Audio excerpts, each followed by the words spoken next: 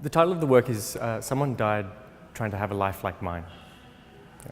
Now this, as a title, is also the primary motivator for making the work. Basically, what I've done is to recreate the 28 life jackets that washed up off the shore of the Cocos Islands in May of last year.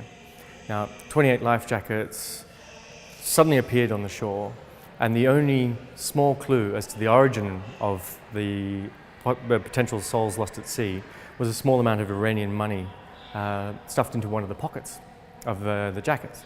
Now, this was just a small article in a newspaper that I read, and it turned out to be something that resonated with me, particularly when I was sitting at, when I was maybe actively discussing the asylum seeker issue with friends and family or at dinner parties or whatever it is, wherever it was, I just kept coming back to that same idea, that the resonating principle is the idea, central to that is the idea of empathy, that we here in Australia lead lives of peaceful opportunity, and that is actually a rare privilege, and there are people all around the world who don't enjoy the same level of comfort that we do, and that is actually true luxury.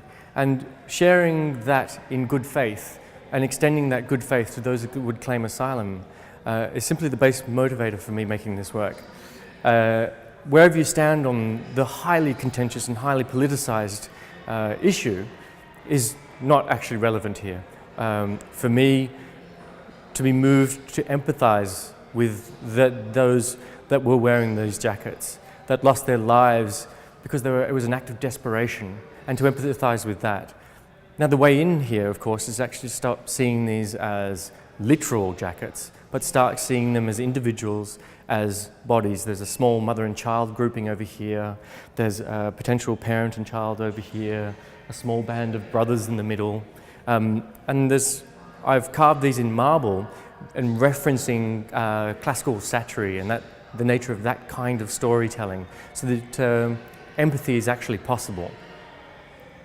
Marble does a number of attractions for me. In and of itself, it is an anachronistic act to be carving marble. In this day and age, with mechanized reproduction, I can do almost anything with machines. But to hand carve, to tell that story particularly and authentically with my hands and those of my assistants, to tell the story in a very particular kind of way, to create exaggeration.